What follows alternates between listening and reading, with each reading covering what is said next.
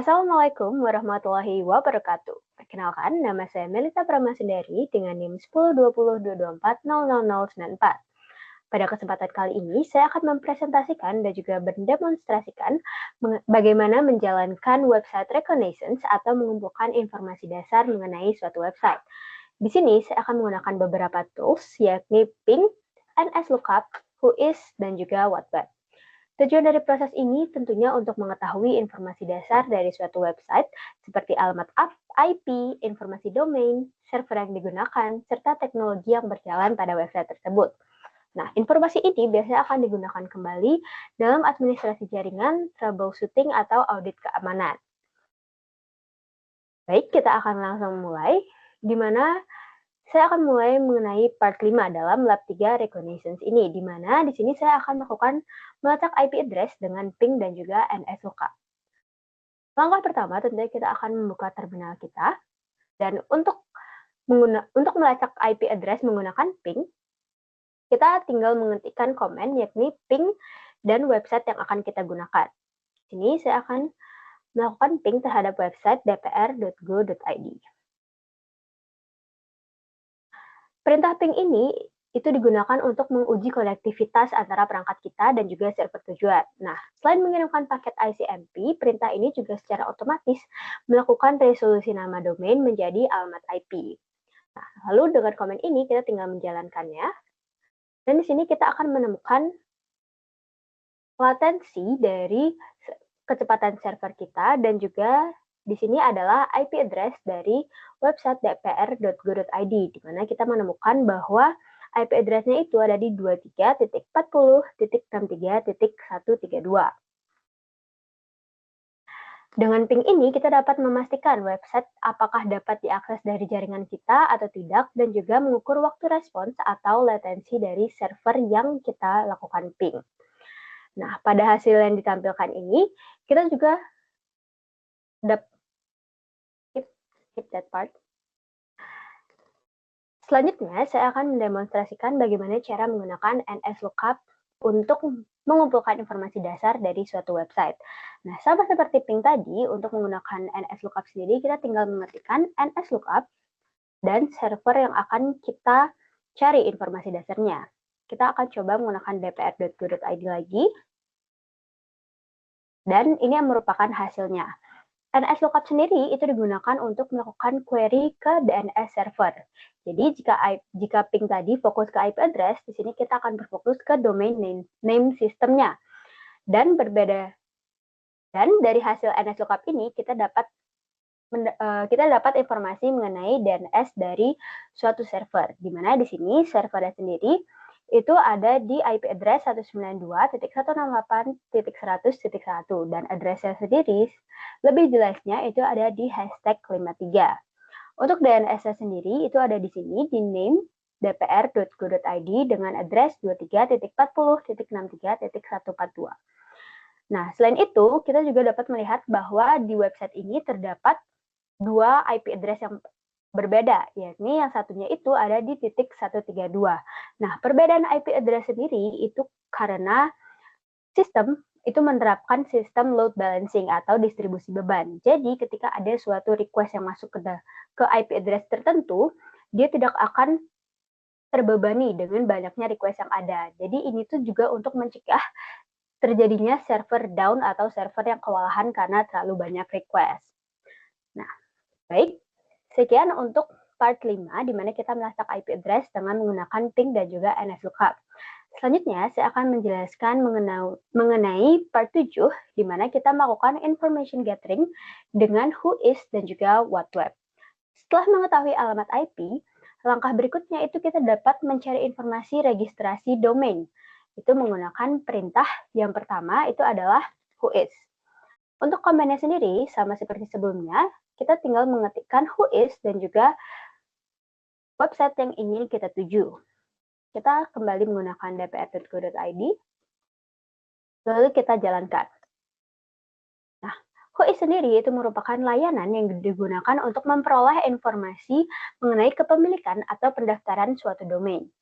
Nah, dari hasil Whois ini kita dapat melihat bahwa ada beberapa informasi penting yang dapat kita gunakan untuk melakukan ethical hacking ke depannya, di mana di sini ada domain name itu dpr.go.id, lalu kita mendapatkan registry domain ID, lalu kita mendapatkan registrar URL atau siapa yang mendaftarkan domain ini, lalu kita juga mengetahui creation date-nya. Jadi, website dpr.go.id ini dibuat pada tahun 2000. Nah, kita juga dapat melihat registry expiry date atau tanggal kadaluarsa dari domain yang digunakan.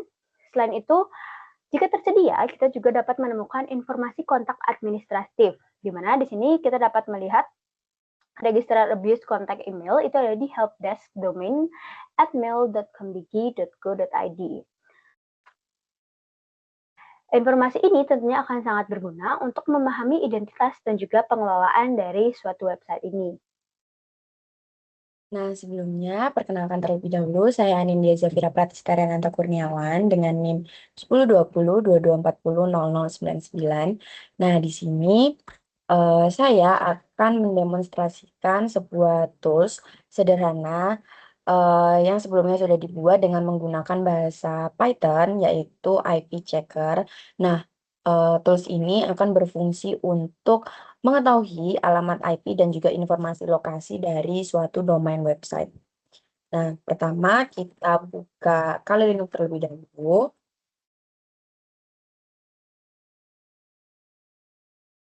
Setelah itu,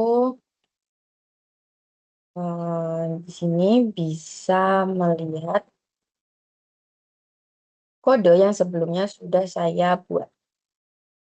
Nah, sebelum masuk ke demonstrasi, saya akan menjelaskan terlebih dahulu bagaimana cara kerja dari program ini.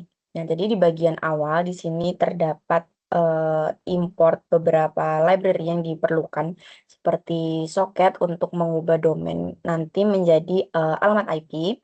Selanjutnya ada request untuk mengambil data dari API geolokasi, lalu ada JSON untuk mengolah data-data yang diterima dan pprint untuk menampilkan hasil output agar menjadi lebih rapi. Nah, selanjutnya di sini program akan meminta untuk memasukkan nama domain yang ingin diperiksa. Nah, setelah domain dimasukkan nanti, program akan mencari alamat IP dari domain tersebut yang sudah dimasukkan menggunakan fungsi dari getHost by name. Nah, setelah alamat IP ini berhasil didapatkan, maka program akan mengirimkan request ke API geolocation strip DB untuk mengambil informasi terkait IP tersebut. Nah, data yang diterima kemudian akan diolah dan ditampilkan ke layar seperti nama negara, nama kota, koordinat lokasi, dan informasi-informasi lainnya. Nah, sekarang kita akan langsung mencoba menggunakan domain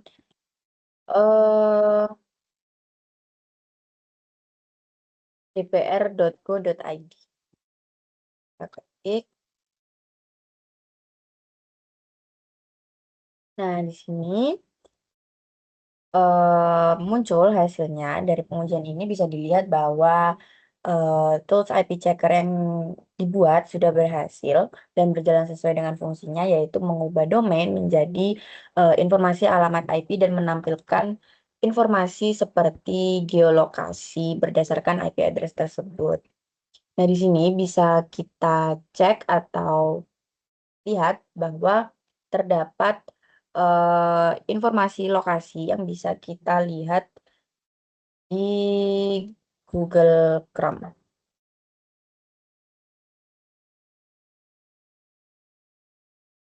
Kita bisa buka Maps,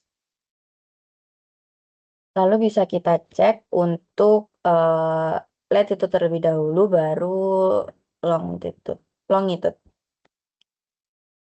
Kita ketik -175,106.828. Kita enter. Nah, di sini muncul lokasi dari domain dpr.go.id. Nah, bisa dilihat di sini Gambir, Central Jakarta City, Jakarta. Nah, tempatnya ada di sini. Mungkin bisa kita cek sekali lagi dengan menggunakan domain facebook.com. Nah, di sini terlihat jelas untuk IP address dan juga lokasi dari domain facebook.com tersebut. Selain menggunakan Whois, untuk mengetahui informasi dasar dari suatu website, kita juga bisa menggunakan What Web. Nah, What Web ini kita digunakan untuk mengidentifikasi teknologi yang digunakan oleh sebuah website. Seperti sebelumnya, kita akan menggunakan komen What Web ditambah website yang kita tuju. Namun di sini saya akan mencoba untuk menggunakan website instagram.com.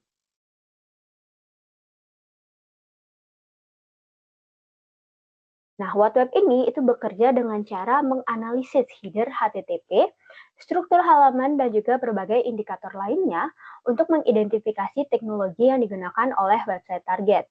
Nah, di sini kita dapat melihat informasi-informasi mengenai website instagram.com, di mana di sini terdapat yang pertama itu 301 move permanently.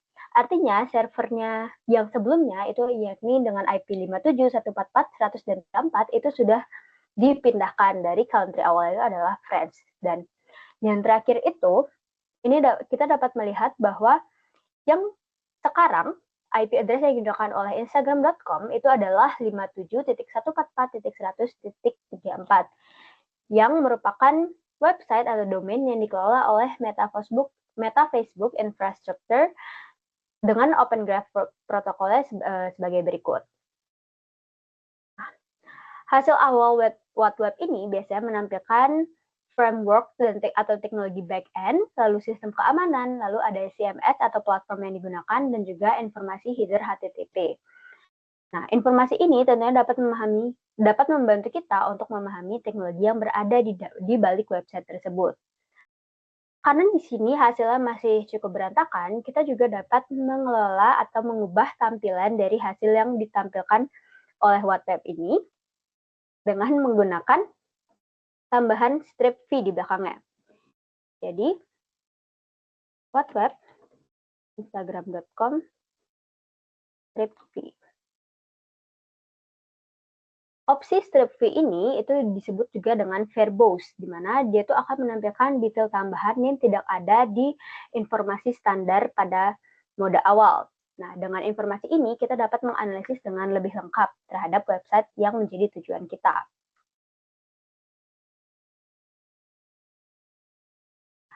Di sini juga hasil dari website itu lebih jelas, di mana di sini tampilannya kita dapat melihat bagaimana redirect location-nya, lalu ada strict transport security-nya, dan uncommon headers-nya.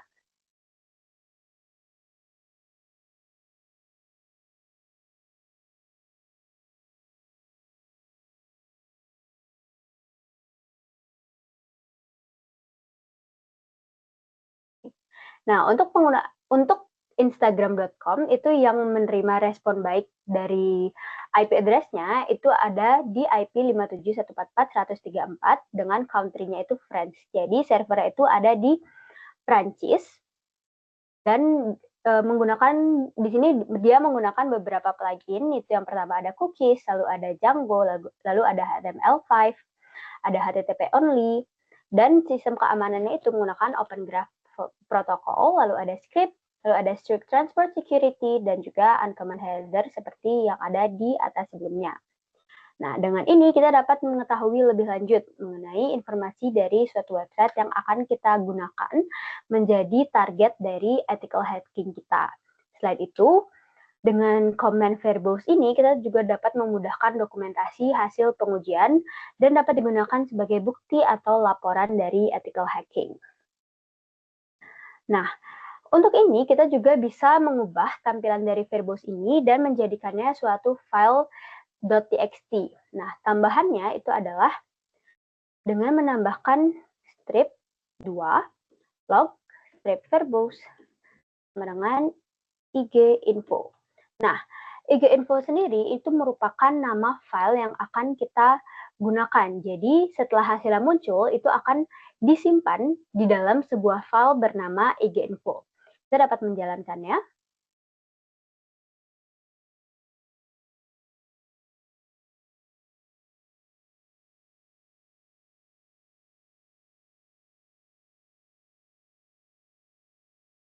Baik, jika sudah selesai, dia tuh akan langsung membuat sistem atau membuat file yang bernama IGInfo, di mana kita bisa langsung mengecek di sini. Kita akan menggunakan komen ls untuk melihat apakah filenya sudah ada atau belum. Nah, di sini kita bisa melihat bahwa sudah ada file bernama IGInfo. Untuk membukanya, kita akan menggunakan komen nano IGInfo. Nah, jadi di sini hasil dari WhatsApp itu sudah tersimpan di dalam suatu file permanen. Jadi ini tuh bisa memudahkan kita untuk melaporkan hasil dari information gathering yang sudah kita lakukan. Dan ini juga membantu kita agar kita tidak usah menjalankan information gathering ulang apabila kita ingin melihat informasi dari suatu website.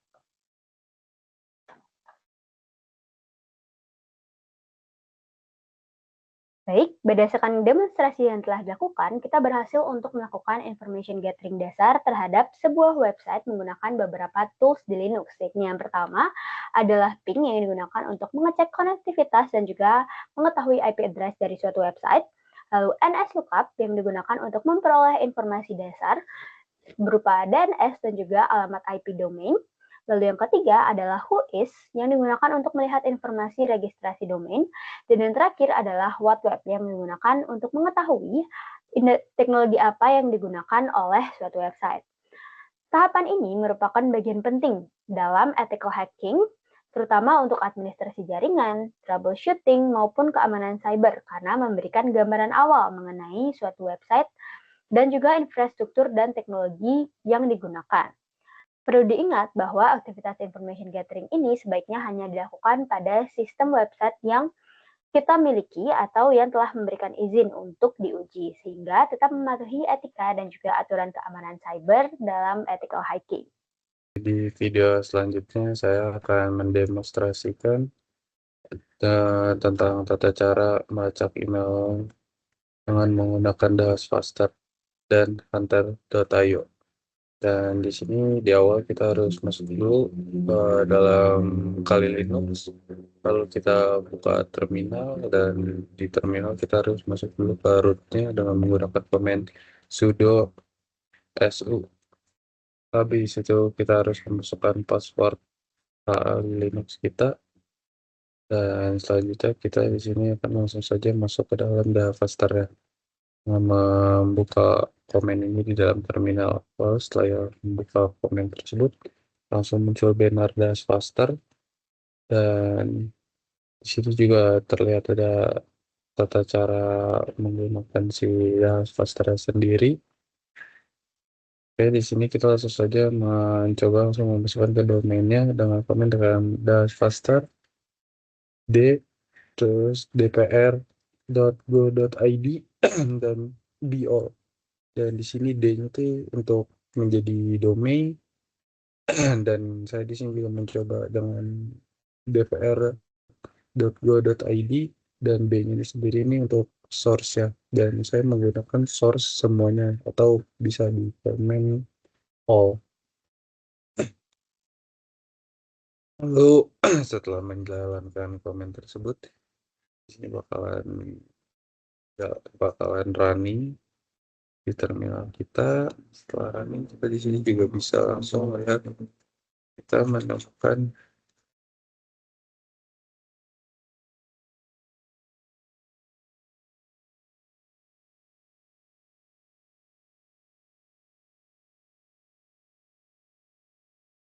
Nah, di sini kita bisa menemukan ada host file-nya itu ada 156, dan di sini email yang ketemunya ada 17 email.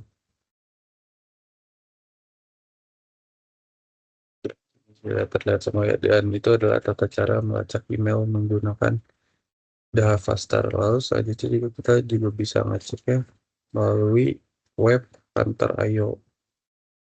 Dan di sini kita bisa memasukkan lagi dpr.go.id. Mungkin itu yang bisa saya sampaikan untuk melacak email menggunakan Datafaster dan Hunter.io. Baik, perkenalkan saya Muhammad Nabil Hendrayto dengan NIM 10.20.24.001.06. Jadi kali ini saya selanjutnya akan menjelaskan dan mendemonstrasikan tentang penggunaan kode Python untuk email scraping atau mengambil email dari sebuah website. Yang pertama, saya akan menunjukkan kode yang sudah saya buat sebelumnya. Saya akan menjelaskan dulu. Yang pertama, kita memakai ada library yang kita gunakan. Di sini ada collection. Jadi sini untuk antrian URL yang akan dikunjungi. Lalu ada import tray ini untuk mendeteksi pola email menggunakan regex dan request untuk mengambil konten halaman web, dan Beautiful Soup ini untuk memparsing HTML dan mengekstrak link-linknya. Yang pertama di sini ada tampilannya. Kita akan untuk masukkan URL yang kita ingin scrape emailnya, lalu ada masukkan limit pencariannya. Selanjutnya,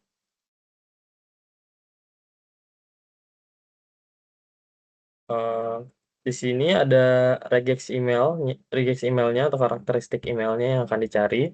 Lalu setelah semuanya sudah dicari, itu akan diparsing semuanya itu menggunakan Beautiful Soup dan menambahkan link baru yang belum pernah dikunjungi ke dalam antrian. Jadi semua proses ini akan berulang-ulang terus sampai limitnya tercapai.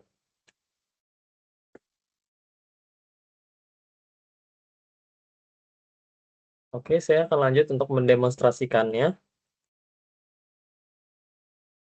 Pertama, sini kita masukkan URL yang akan kita cari emailnya.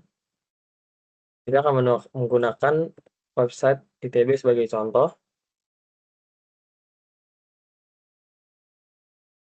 Ini limitnya kita masukkan 20.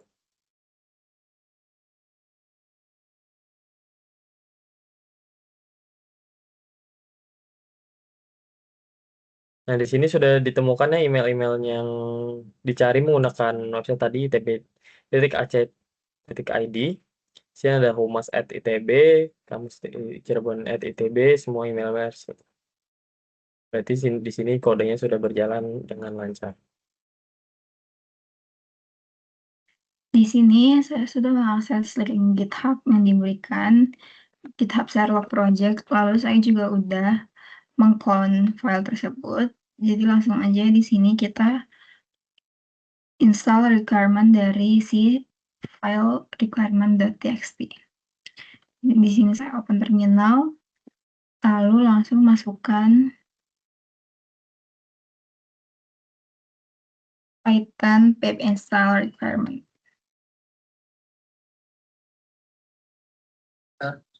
Modul fitur harus kita install.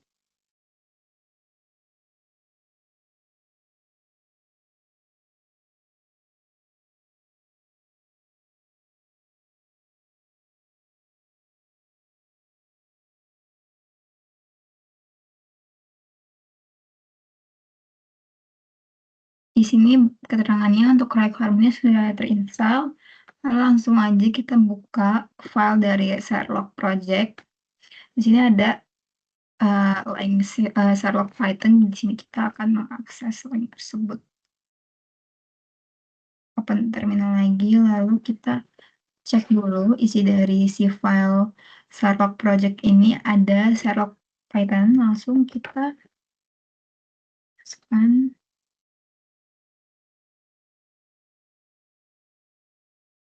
Python Sherlock P.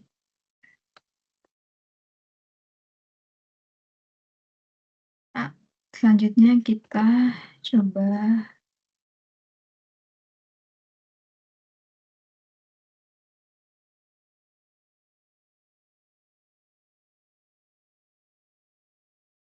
di sini ada keterangan seperti timeout,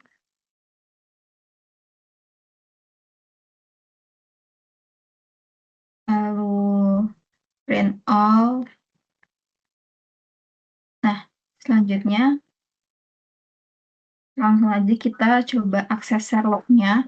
Di sini saya pakai contoh dari yang di video sudah dijelaskan, yaitu Sherlock Python PY Kampus Cirebon.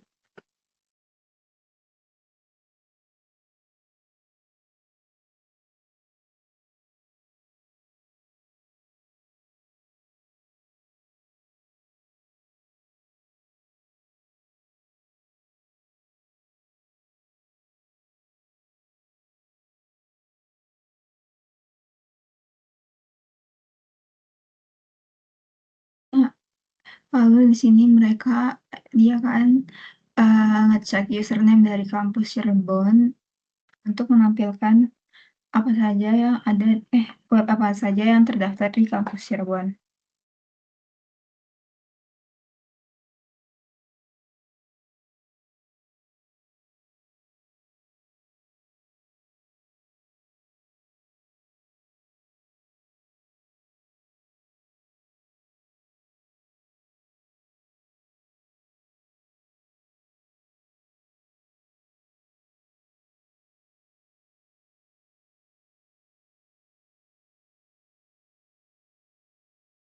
Di sini yang pertama itu ada all my links, lalu ada blogger, di sini ada untuk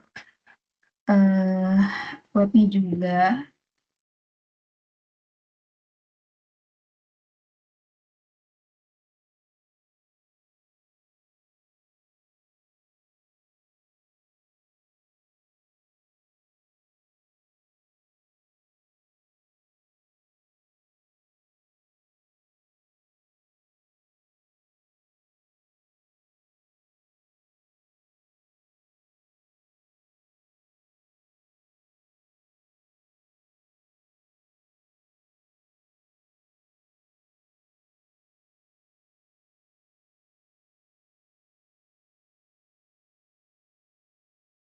Lalu di terminal baru aku akan cek untuk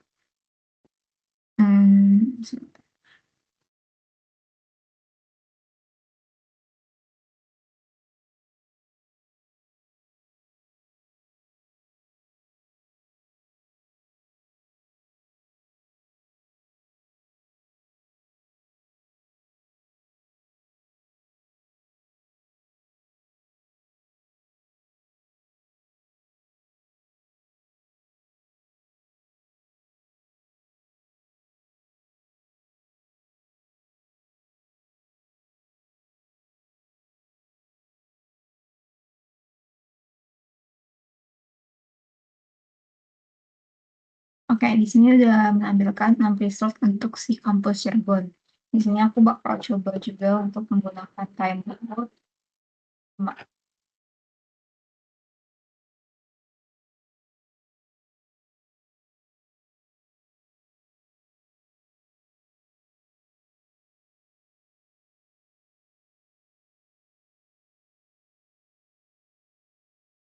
Ini dia mengecek username dari kampus Cirebon lagi, lalu menampilkan link-link seperti di atas.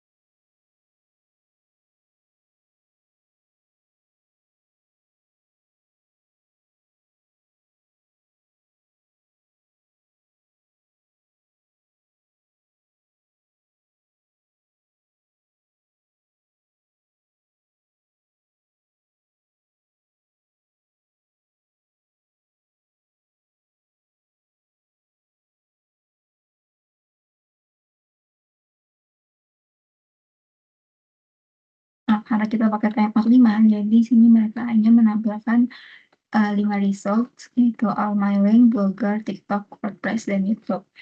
Aku mau coba lagi kalau pakai print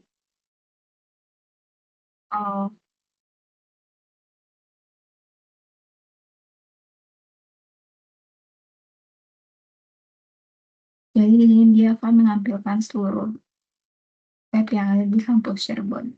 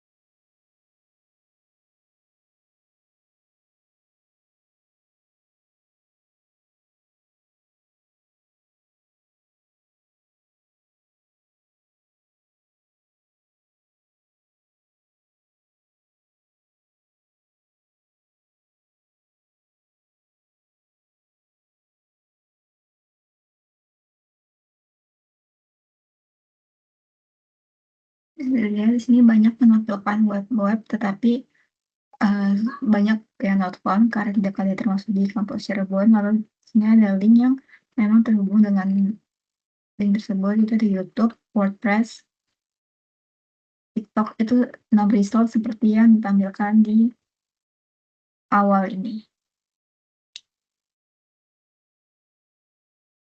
Lalu selanjutnya sebenarnya kita bisa untuk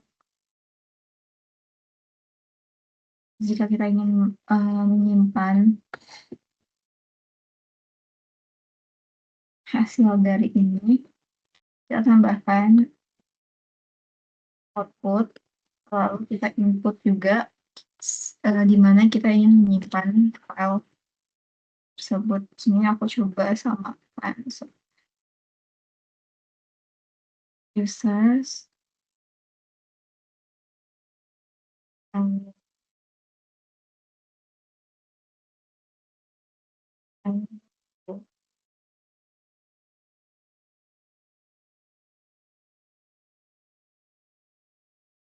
lalu kita masukkan di sini file folder yang kita buat.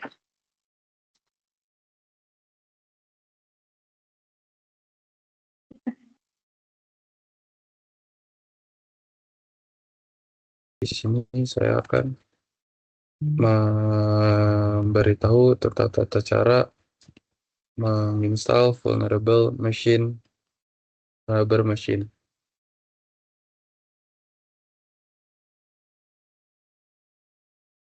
di sini kita langsung saja masuk ke dalam browser. Kita bisa mengetik dengan top 10 vulnerable virtual machine. Dan di sini kita ingin menginstal yang metasploitable download. Jadi kita pencet. Setelah itu kita klik download. Nah, karena saya sudah mendownloadnya, kita langsung saja membuka ke dalam file folder kita.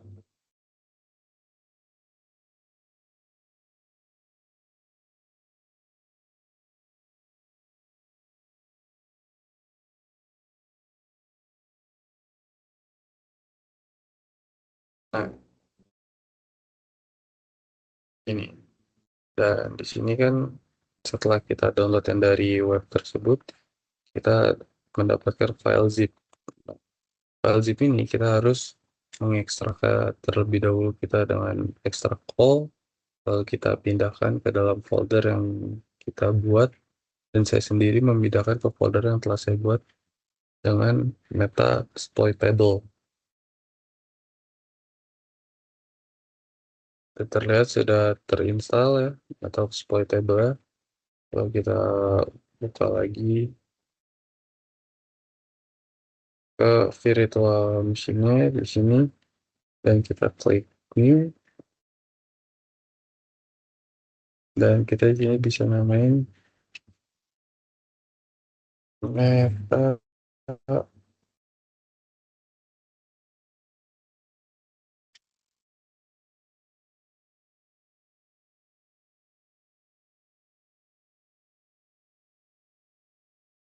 Metasploitable.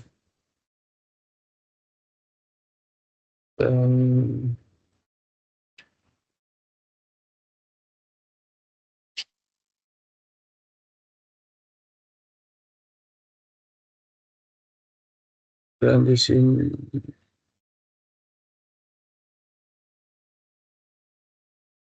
di ISO image, dan di OS ini kita pilih Linux. Lalu di sini saya menggunakan yang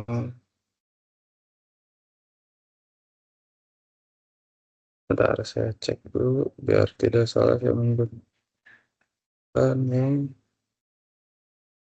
Linux. Oke, di sini saya menggunakan yang Oracle Linux 64 bit.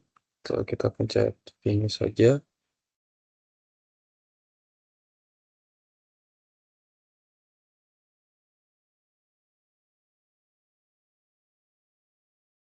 ini kita buka setting.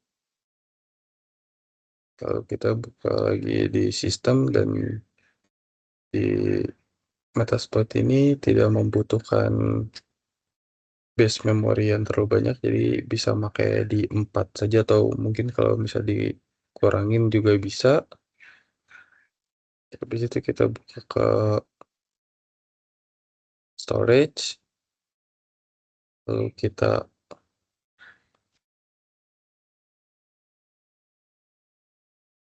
add,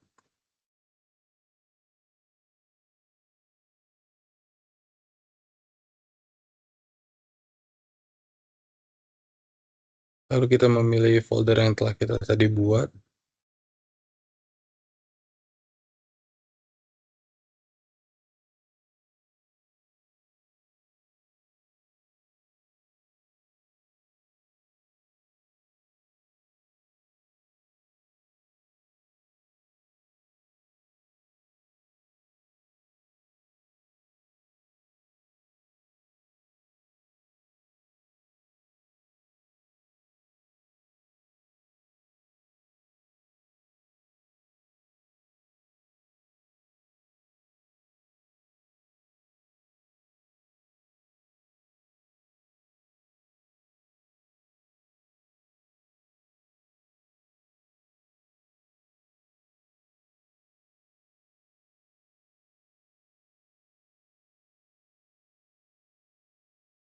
Nah, di sini dari folder yang telah kita tadi ekstrak, terlihat ada yang biru ini, Metasploitable. Kita pencet open saja.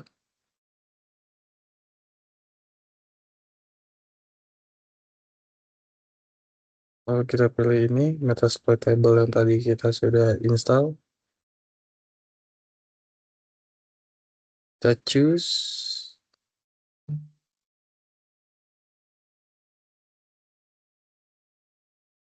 Dan di network, kita akan ubah si attach to-nya. Kita ubah jadi bridge adapter. Klik. Oke. Dan itu adalah tutorial cara menginstal vulnerability metal exploitable ya. Mungkin itu saja yang bisa saya sampaikan di video ini. Kurang lebihnya mohon maaf. Assalamualaikum warahmatullahi wabarakatuh.